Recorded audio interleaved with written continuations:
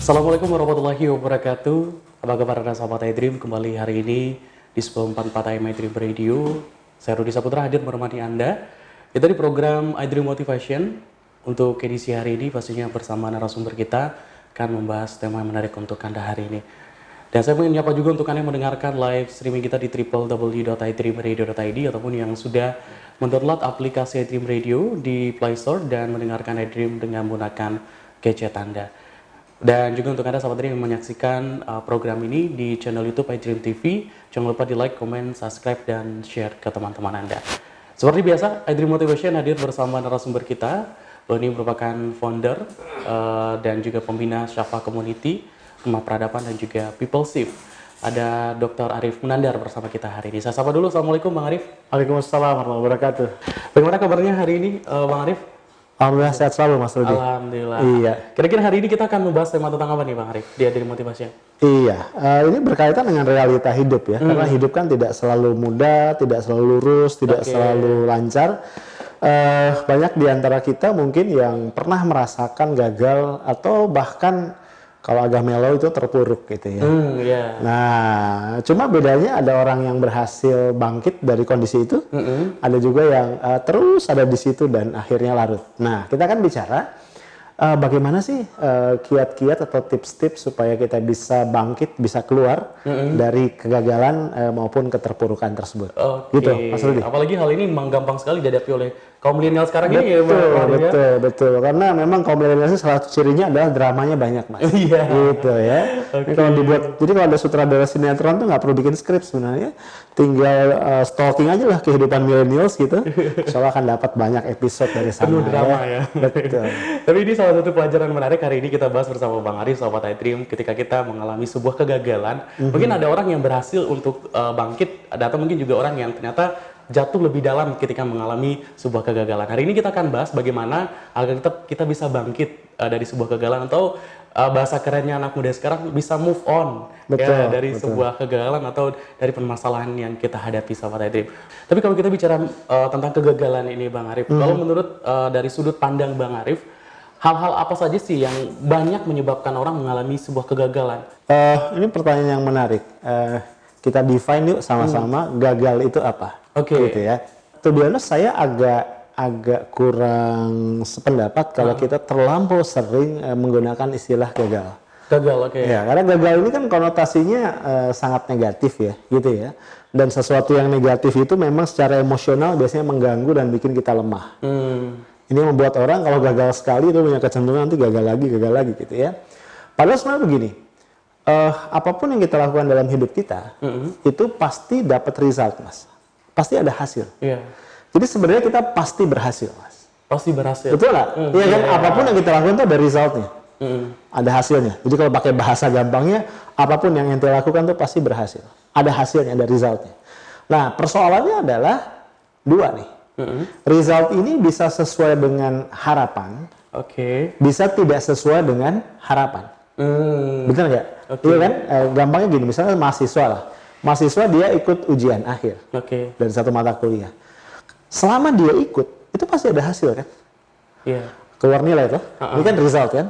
Mau A, mau B, mau C, mau D, mau E, pasti ada result. Nah, persoalannya adalah result itu sesuai dengan harapan atau tidak.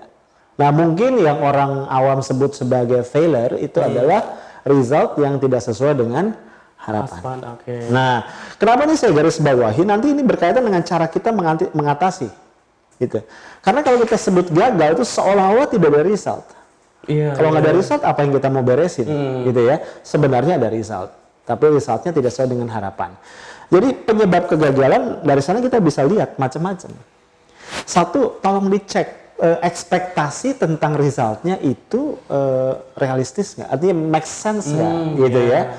Banyak orang merasa gagal. Dia merasa tidak mencapai result yang dia inginkan, padahal memang result yang dia expect itu kalau dikorelasikan dengan apa yang dia lakukan itu nggak sebanding gitu loh. Contoh yang paling gampang begini, misalnya kalau seorang anak muda, anak millennials, karena anak millennials gila banget kalau bikin startup gitu ya. Kayaknya kalau nggak bikin startup itu, gue nggak ganteng gitu, nggak keren ya. Terus dia bikin startup dengan pengetahuan yang minim, dengan pengalaman yang juga almost zero. And then dia berharap dalam waktu let's say setahun, startupnya itu bisa diinvest. Bisa dapat invest either dari angel investor atau dari venture capitalist.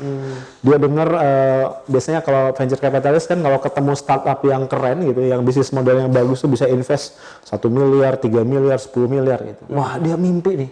Gue pengen banget dapat invest 5 miliar, investor 5 miliar. Padahal startupnya baru less than 1 year gitu ya. Kemudian bisnis modelnya juga belum ketemu yang mapan kayak apa. Dan dia juga belum ketemu apa sih sebenarnya yang mau dijawab, value propositionnya apa. Jadi ketika dia harapkan itu, dia ketemu investor, dia fail, menurut saya bukan fail, ya Anda memang men-set up sebuah goals yang nggak make sense. Nggak make sense. Ketika dikorelasikan dengan effort Anda nggak make sense. Itu. Nah, bisa juga gagal itu terjadi karena ada gap di sini, ada gap kompetensi. Karena bagaimanapun kan untuk mencapai sebuah result yang kita harapkan itu ada standar kompetensi, ada tuntutan kompetensi yang dibutuhkan. Gitu. Itu yang kedua. Nah, yang ketiga yang juga perlu kita kita tidak boleh nafikan, bisa jadi ada faktor eksternal memang. Ada faktor eksternal yang di luar kontrol dan di luar kendali kita. Tapi khusus buat poin yang ketiga ini, saya tidak ingin terlalu banyak kita elaborasi. Karena bagaimanapun kan faktor eksternal itu di luar kendali. Saya tidak mau kemudian kita menumbuhkan benih-benih atau kebiasaan blaming others. Saya gagal karena faktor X. Padahal dia memang di luar kendali kita dan akhirnya kita merasa ya udah saya nggak bisa ngapa-ngapain gitu. Karena begini, dari berbagai teori atau literatur yang saya baca, untuk seorang yang mature, yang sudah dewasa, yang matang secara psikologis, itu faktor eksternal ini mestinya kontribusinya atau influence-nya itu nggak lebih dari 30%. Gitu lah. Jadi 70% lagi sebenarnya dari kehidupan kita ini bisa kita manage. Mestinya ada di tangan kita, di bawah kendali kita sepanjang kita tadi memang men-set up goals dengan baik, kita berikan effort maksimal dan kemudian juga kita menutup gap kompetensi yang ada, gitu Mas. Kalau tidak ada kata gagal, kalau Mas Arif nggak setuju dengan kata gagal, terus redaksi apa yang bisa digunakan untuk gagal ini, Mas? Yang lebih baik? Gagal ini adalah satu situasi di mana hasil yang Anda capai masih belum cocok dengan harapan Anda. Nah, kenapa saya cenderung merumuskannya seperti itu, sehingga nanti kemudian solusinya menjadi sangat simpel sebenarnya. Tadi saya katakan, setiap kita melakukan activity, setiap kita melakukan action itu pasti ada result. Logikanya, ketika result ini tidak sesuai dengan harapan, tinggal dievaluasi. Kemarin kamu actionnya ngapain? Nah, artinya apa? Ketika kamu tidak mau ini berulang result yang sesuai dengan harapan ini, tolong dong actionnya diubah. Makanya disitulah relevan apa yang dikatakan, ini sangat terkenal ya, quote dari Albert Einstein. Dia mengatakan yang namanya insanity, gila itu adalah ketika seseorang katanya terus melakukan hal yang sama tapi dia punya ekspektasi mendapatkan hasil yang berbeda. Gitu. Jadi kalau seorang mahasiswa hari ini nggak lulus dapat nilai D, and then dia ngulang di semester depan mata kuliah itu dia berharap nilainya A, tapi cara belajarnya sama, cara dia approach dosen sama, perilaku sehari-harinya sama. Gila Mas. Itu. Jadi tinggal diubah saja actionnya, hopefully berubah itu hasilnya. Kalau masih belum sesuai dengan harapan gimana? Rubah aja lagi actionnya. In the end, menurut saya pilihannya dua. Itu. Pilihannya dua, hasilnya akan sesuai dengan harapan Anda, atau mungkin Anda akhirnya mulai berdamai dengan diri Anda sendiri.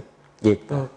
Gitu, Mas. Baik. Nah, kalau ini Arif, kalau orang dalam melakukan hal sesuatu pasti siap untuk sukses, tapi tidak banyak orang yang siap untuk gagal. Betul. Kenapa ini bisa terjadi, Arif? Apakah gagal yang namanya gagal ini terlupakan begitu saja ketika seorang ingin mencapai target, Bang Arif?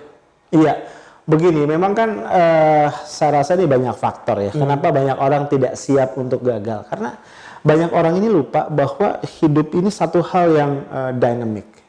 Ya, hidup ini satu hal yang dynamic, sehingga dari hari ke hari itu challenge-nya berubah, Mas. Saya selalu katakan, saya kasih analogi begini. Kalau saya punya soal mathematics untuk anak SD, lalu saya kasih soal itu kepada, ini asumsinya muridnya normal ya, gitu ya. tidak terlalu pandai banget, tidak jenius, tapi juga tidak bodoh gitu ya. Soal matematik anak SD, saya kasih ke anak SMP. Pasti dia akan bilang gampang. Ya. Dan hampir pasti mas, 100% lah, hampir dia akan berhasil ngerjain. Benar nggak sih? Iya. Tapi kalau soal matematik anak SMA, saya kasih sama anak SMP, dia akan bilang susah. Iya. Dan no wonder, nggak heran kalau dia fail. Gitu ya. Jadi poin saya adalah, orang itu nggak siap terima kegagalan karena seringkali dia lupa dunia ini berubah. Iya. Yang lalu kompetensi kita cukup untuk menghadapi challenge, hari ini mungkin enggak. Gitu loh. Yang lalu skill kita cukup untuk menghadapi masalah ini, tapi mungkin hari ini tidak. Gitu loh. Jadi seringkali dia lupa bahwa ketika dunia ini berubah, kompleksitas kehidupannya meningkat, harusnya dirinya juga mengalami improvement. Gitu loh. Ini mungkin dia tidak lakukan. Sehingga akhirnya dia tidak siap menerima kegagalan itu.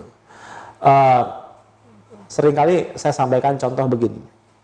Saya punya beberapa teman yang itu mengalami agak stres lah gitu ya, ketika dia lulus dari kampus dan kemudian masuk ke kehidupan pasca kampus, kehidupan profesional, entah sebagai seorang profesional di kantor gitu ya, atau dia menjadi entrepreneur. Setelah saya coba cek adik-adik kelas ini kenapa dia stres, ternyata dia merasa fail untuk berprestasi di dalam kehidupan barunya. Sementara waktu di kampus dia bintang. Mungkin dia mapres, mungkin dia ketua BEM, mungkin dia ketua apa gitu ya. Intinya dia adalah stars lah di kampus. Nah, ketika mereka konsultasi, ngobrol, saya bilang sama mereka, ya of course lah, kamu menghadapi dunia yang sangat berbeda. Tapi kamu masih menggunakan asumsi lama, skill yang lama, dan kompetensi yang lama. Gitu. Kita di dunia profesional, itu semuanya kita hitung. Gitu ya. Contoh misalnya kalau di dunia mahasiswa ya, satu hal yang sering kali digunakan dengan boros itu waktu, mas. Kadang-kadang saya suka bingung ya, kalau misalnya BEM gitu, itu bisa rapat tuh dari malam sampai subuh, gitu kan ya. Kalau eksplorasi atau apa itu bisa berhari-hari gitu ya. Kita di profesional nggak bisa begitu, mas. Kita rapat itu 1 jam itu jelas banget apa yang mau diomongin. Ada deadline-nya ya. Ya setiap orang ngomong apa, berapa menit, ada deadline, ada output dan ada outcome yang ditagih gitu loh ya. Seringkali kan kalau di kampus nggak begitu, gitu ya. Waktu itu seolah-olah begitu ini. Lebih dari 24 jam. Betul, gitu ya. Sehingga ketika mereka ini, para aktivis ini, orang-orang pintar, orang hebat dari kampus masuk ke dalam dunia profesional, itu mengalami gegar budaya gitu ya. Masalah waktu khususnya. Mereka ngerasa, loh kok saya kayak dikejar-kejar begini gitu. Dan dia akhirnya merasa fail. Saya bilang selama Anda tidak melupakan, tidak move on dari kehidupan lama Anda, ya Anda akan fail terus. Gitu. Ya, ini menarik karena saya berapa kali itu punya katakan anak buah gitu ya. Itu anak buah dari kampus yang mohon maaf biasa-biasa saja, dengan prestasi kuliah yang biasa-biasa saja, itu ternyata seringkali lebih mudah move on dan kemudian relatively sukses ketimbang mereka yang dari kampus terkenal dan di sana dia juga orang terkenal gitu ya. Itu agak-agak susah ternyata mereka seringkali untuk beradaptasi dan kemudian sukses dalam kehidupan baru. Gitu mas. Baik. Nah mungkin kita juga kalau bicara masalah kegagalan ada kata yang sering terungkap, kalau Anda tidak berencana gagal, jangan gagal berencana. Apakah rencana ini salah satunya hal yang bisa menentukan kita gagal atau tidak gagalnya di kemudian hari? Betul. 100% tentu tidak. Tapi minimal rencana itu seperti apa ya? Seperti kompas mas. Kita seperti bikin track gitu ya. Sangat mungkin dalam perjalanan akan ada faktor-faktor eksternal yang membuat track itu tidak bisa lurus. Tapi minimal kita tahu awalnya apa, dibelokkan kemana, gitu. Sehingga kita bisa lebih antisipatif. Nah, sementara orang yang tidak bikin rencana itu akan selalu was-was gitu ya. Gimana? Karena dia tidak punya standar gitu. Nah, cuma memang perlu saya sampaikan juga, ada 2 hal memang yang seolah paradoks harus dimiliki oleh orang-orang yang hidup di era yang sangat volatile hari ini, gitu ya. Di satu sisi memang dia harus skillful sekali dalam membuat rencana. Tapi jangan lupa, ketika kita bikin rencana itu kan kita akan bikin beberapa asumsi. Memang betul, semakin kita punya pengalaman, semakin kita piawai, biasanya asumsinya itu semakin mendekati realita. Tapi tetap itu adalah asumsi. Nah, begitu kita terjun ke lapangan, ke real life kita melaksanakan rencana itu, kita tidak lagi berhadapan dengan asumsi, kita berhadapan dengan realita. Yang tidak selalu realita ini cocok dengan asumsi. Nah, disitulah ada faktor kedua. selain kompetensi membuat rencana adalah masalah apa? Masalah agility, masalah kelincahan kita, masalah fleksibilitas kita dalam menghadapi perubahan. Nah, saya yakin, saya rasa duanya sama-sama penting. Orang yang tidak piawai atau tidak terbiasa bikin rencana itu besar peluangnya untuk fail. Tapi orang yang terlalu strict dengan rencana dan dia tidak punya agility untuk berubah juga besar probability-nya untuk fail. Jadi dua-duanya harus kita latih dan kita miliki bahkan sejak awal. Oleh karenanya saya selalu katakan kepada teman-teman mahasiswa misalnya, itulah bahayanya kalau di kampus kita SO, Mas. Kita study oriented. Karena apa? Kita tuh semakin jauh dari dunia real pasca kampus. Memang kalau kita aktif di BEM atau di organisasi tetap itu bukan dunia real pasca kampus, tapi setidaknya itu laboratorium. Gitu ya. Kita latihan ketemu orang yang berbeda, kita berhadapan dengan stakeholders yang punya tuntutan macam-macam. Kemudian kita juga ada tuntutan dari publik, kita harus bikin rencana, kita harus mengadjust rencana ketika faktor eksternal ternyata di luar ekspektasi dan seterusnya. Minimal kita berlatih, gitu ya. Sementara teman-teman yang study oriented ini itu biasa saja gegar budayanya, cultural shock-nya lebih gede lagi ketika dalam kehidupan di pasca kampus. Gitu, Mas. Baik. Jadi biar tidak terlalu lama berlarut-larut dalam sebuah kegagalan, apa yang harus dilakukan ketika mengalami sebuah kegagalan, Arif? Tapi jawabnya di sesi berikutnya, Bang. Siap. Kita break dulu sejenak, sahabat iDream. Nanti kita kembali bersama Bang Arif, tetap bersama kami di 1044 My Dream Radio, Successful Muslim Family.